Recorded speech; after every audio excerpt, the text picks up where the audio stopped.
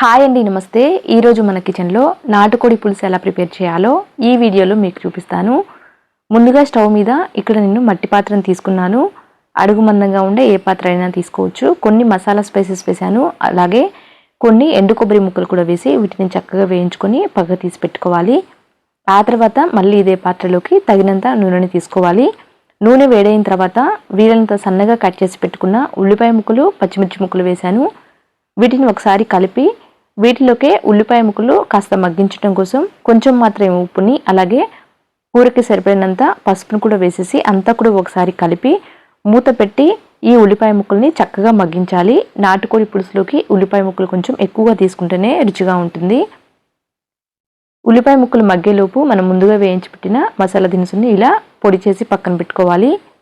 ఇక్కడ వీడియోలో చూపిస్తున్న విధంగా ఇలా కాస్త మగ్గిన తర్వాత ఫ్రెష్గా దంచి పెట్టుకున్న అల్లం వెల్లుల్లి పేస్ట్ కూడా వేసేసి అంతా కూడా ఒకసారి కలిపి ముందుగానే నీట్గా క్లీన్ చేసి పెట్టిన నాటుకోడి పీసెస్ని వేస్తున్నాను.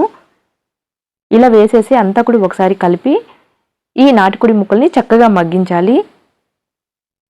నీళ్లు ఊరిన నీళ్ళన్నీ కూడా చక్కగా ఎగిరిపోవాలి. ఇలా ఉడికించిన తర్వాత నెక్స్ట్ ఇప్పుడు రుచికి తగినంత కారం కూడా వేస్తున్నాను. వాటర్ అంతా కూడా ఎగిరిపోవాలండి, జస్ట్ కొంచెం మాత్రమే ఉండాలి. ఇలా కొంచెం వాటర్ ఉన్నప్పుడు మాత్రమే ఉప్పుని, అలాగే రుచికి తగినంత కారంని కూడా వేసేసేయాలి. నెక్స్ట్ మనం ముందుగా ప్రిపేర్ చేసిన మసాలా పొడి కూడా వేసేసి అంతా కూడా ఒకసారి కలిపి ఈ ఉప్పు, కారం, మసాలాలన్నీ కూడా ముక్కలకి చక్కగా పట్టే విధంగా కనీసం ఒక 20 నిమిషాల పాటు లో టు మీడియం ఫ్లేమ్లో పెట్టి మూత పెట్టి చక్కగా ఉడికించాలి. ఇలా ఉడికించడం వల్ల ఉప్పు, కారం అంతా కూడా ముక్కలకి చక్కగా పడుతుంది. వెంటనే వాటర్ వేయకుండా ఇలా ఒక 20 నిమిషాల పాటు ఉడికించాము అంటే ఉప్పు, కారం, మసాలాలన్నీ కూడా ముక్కలకి చక్కగా పడతాయి. నెక్స్ట్ ఇప్పుడు వాటర్ వేస్తున్నాను. ఇక్కడ నేను రాగి సంగటిలోకి కాంబినేషన్గా ఈ నాటుకోడి పులుసుని ప్రిపేర్ చేస్తున్నాను కాబట్టి వాటర్ కొంచెం ఎక్కువగానే తీసుకున్నాను. ఒకవేళ పులుసులాగా కాకుండా గ్రేవీలాగా కావాలి అంటే కొంచెం వాటర్ని తగ్గించి వేసుకోవచ్చు.